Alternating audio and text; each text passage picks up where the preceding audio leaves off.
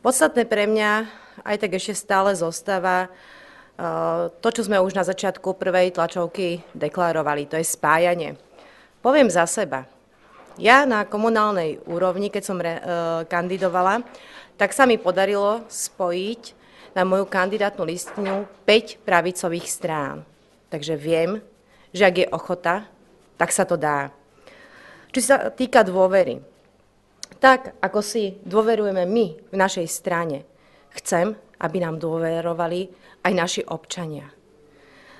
Čo sa týka kompetencií, v našej strane máme odborníkov na všetky tieto pálčivé problémy, ktoré v našej spoločnosti momentálne sú, a sme pripravení ich ponúknuť, ak sa nám podarí vyhrať voľby.